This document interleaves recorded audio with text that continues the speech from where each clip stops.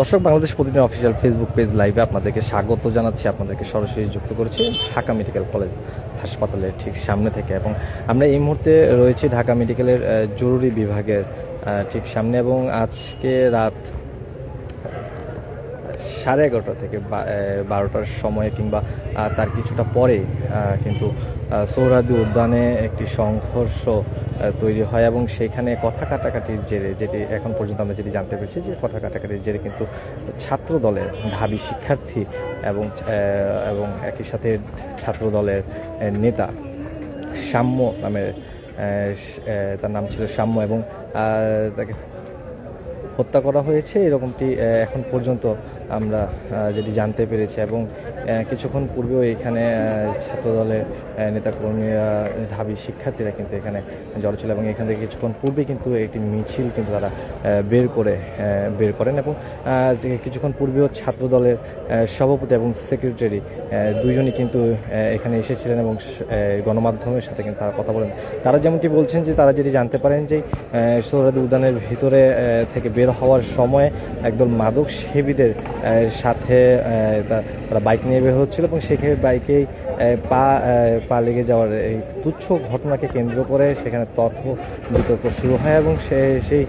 সেইটির জেরেই মূলত পরবর্তীতে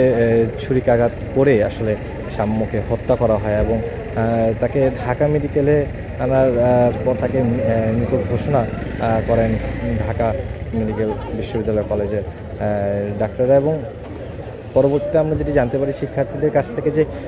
বেশ কিছুক্ষণ পরে, প্রায় ঘন্টা দুয়েক পরে আসলে এখানে ঢাকা বিশ্ববিদ্যালয়ের প্রক্টর আসেন, এবং তার সাথেও দেরি করে আসার কারণে কিন্তু শিক্ষার্থীদের সাথে এক ধরনের বাকবিতণ্ডার সৃষ্টি হয় প্রক্টরের সাথে। এবং সব মিলিয়ে কিন্তু এই মুহূর্তে কিন্তু এই ঢাকা মেডিকেল কলেজ হাসপাতালের এই জরুরি বিভাগের সামনে কিছুক্ষণ পূর্বেও অনেক শিক্ষার্থী কিন্তু এখানে জমায়েত করেছিল, এবং একই সাথে কিন্তু ছাত্র দলের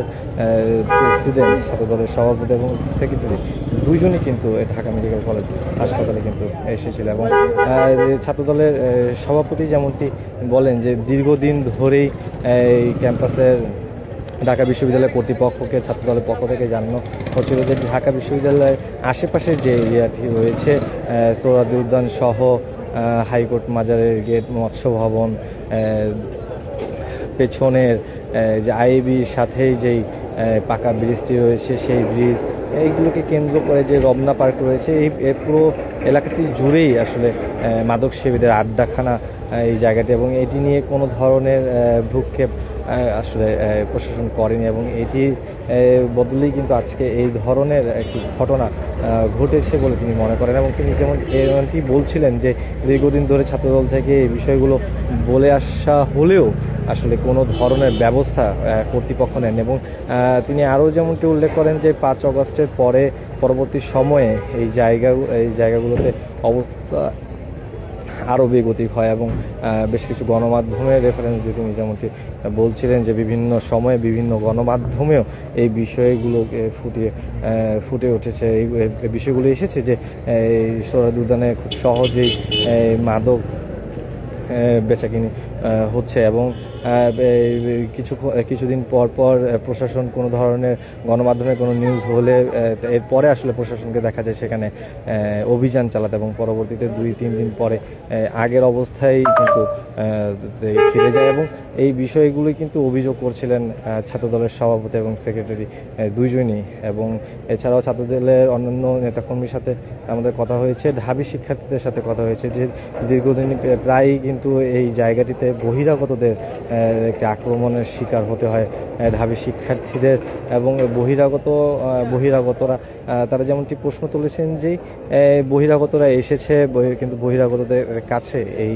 উদ্যানের ভিতরে তারা মাদক গ্রহণ করতে এসেছে, এবং একই সাথে তাদের কাছে ছুরি বহন করে কিভাবে তারা আসে, তারা যেমনটি বলতে যাচ্ছে। একই সাথে তারা এই জায়গাটিতে উদ্যানে রাত বেশি হয়ে গেলে সেখানে অনেক শিক্ষার্থী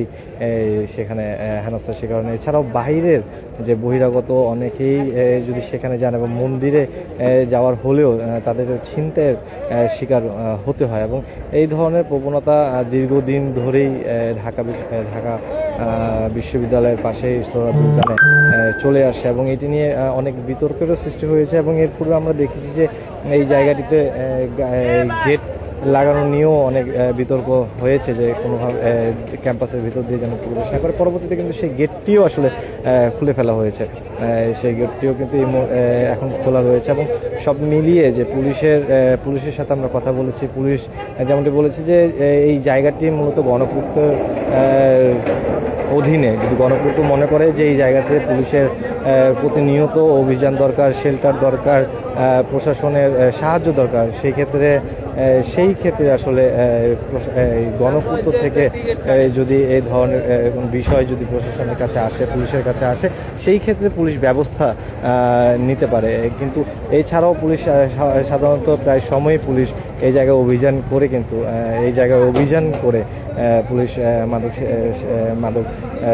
বিক্রির সাথে যারা জড়িত তাদের মাদক ব্যবসায়ীদেরকে অনেক ধরপাকড় করেছে এবং গত 6 মাসে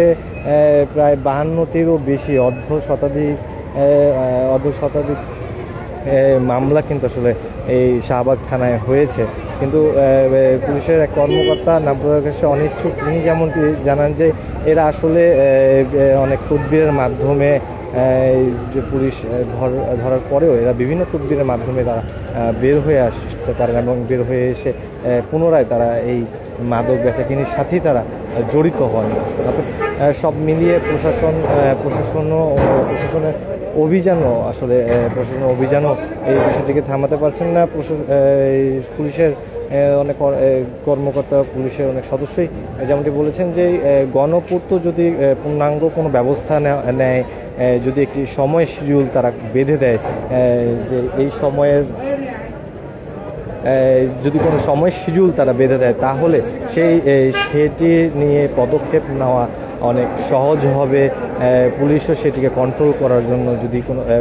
গণপূর্ত যদি চায় যে পুলিশের হস্তক্ষেপ এখানে প্রয়োজন, সেই ক্ষেত্রে পুলিশ এখানে বাড়তি নজরদারি কিন্তু করতে পারে। কিন্তু গণপূর্তের যে বিভিন্ন সময়ে বিভিন্ন ধরনের ডিসিশন নেওয়ার কথা আমরা শুনে থাকি, সেখানে অনেক ভ্রাম্যমাণ দোকান রয়েছে, সেই দোকান নিয়েও অনেক অভিযান হয়েছে। কিন্তু গণপূর্ত থেকেও কিছুদিন পূর্বেও শোনা গিয়েছিল যে সেখানে যে ভিতরে যে ক্যান্টিন রয়েছে সেই ক্যান্টিন ব্যবস্থা চালু করা হবে, একটি নিয়মের মধ্যে গেট খোলা বন্ধের একটি নিয়মের মধ্যে আসবে, সেটিও কিন্তু আসলে দেখা যায়নি। এবং এইগুলোকেই কিন্তু প্রশাসনের যে আইন শৃঙ্খলা রক্ষাকারী বাহিনীর যে সদস্যরা রয়েছেন তারা কিন্তু এই বিষয়গুলোকেই আসলে তারা এমনটাই অভিযোগ করছেন যে এই সরকারিভাবে গণপূর্তের আন্ডারে যেহেতু এই জায়গাটি রয়েছে, এই পার্কটি রয়েছে, সুতরাং গণপূর্ত থেকে যদি কোনো ধরনের ব্যবস্থা, কোনো ধরনের বড় কোনো পরিবর্তন না নিয়ে আসা হয়, ততদিন পর্যন্ত এই জায়গার অবস্থা এরকম আসলে অভিযান দিয়ে কিছুদিন পর অভিযান দিয়ে আসলে দমানো সম্ভব হবে না। প্রশাসন থেকে কিন্তু আইন শৃঙ্খলা রক্ষাকারী বাহিনীর সদস্যদের থেকে কিন্তু এই রকমটাই কিন্তু শোনা যাচ্ছে। এবং গণপূর্তের এখন পর্যন্ত কোনো কর্মকর্তার সাথে আমাদের কথা হয়নি এবং ঢাকা মেডিকেল আপনাদেরকে সরাসরি ঢাকা মেডিকেল জরুরি বিভাগের থেকে আমরা যুক্ত করেছি এবং এইখানে এই মুহূর্তে কিছু শিক্ষার্থী এখনো পর্যন্ত তারা রয়েছেন এবং বেশ কিছু শিক্ষার্থী তারা একটি মিছিল নিয়ে ক্যাম্পাসের দিকে গিয়েছেন এবং অনেক শিক্ষার্থী কিছু শিক্ষার্থী বলছিলেন যে এই ধরনের মারামারির সাথে, সংঘর্ষের সাথে সমরিতা হাসপাতালে অনেক ছেলেপেলে জড়িত থাকার সন্দেহ কথা জানাচ্ছিলেন এবং একটি দল, যেটি এখন পর্যন্ত আমরা যেটি ঢাবি শিক্ষার্থী সূত্রে আমরা যেটি জানতে পেরেছি যে একটি ছাত্রদলের এই সাম্য কিংবা ঢাকা বিশ্ববিদ্যালয়ের শিক্ষার্থীদের সাম্য হত্যার প্রতিবাদে একদল শিক্ষার্থী সমরিতা হাসপাতালে ঘেরাও করতে তারা গিয়েছেন, এইটি আমরা এখন পর্যন্ত আমরা জানতে পেরেছি। কিন্তু ছাত্রদল থেকে এই বিষয়টি নিশ্চিত করে কোনো নেতা আমাদেরকে জানাননি এবং সব মিলিয়ে ছাত্রদলের সভাপতি সেক্রেটারিও বলছেন যে তারাও যেমনটি জানতে পেরেছেন যে কথা কাটাকাটির জেরে আসলে এই ধরনের সংঘর্ষ হয়, পরবর্তীতে যে ছাত্রদল নেতা এছাড়াও ঢাবি শিক্ষার্থী সাম্য নিহত হয়।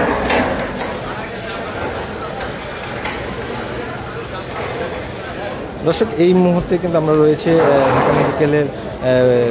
জরুরি বিভাগের ঠিক সামনে, এবং এই ছিল আমার কাছে ঢাকা বিশ্ববিদ্যালয়ের শিক্ষার্থী সাম্য হত্যার সর্বশেষ খবর।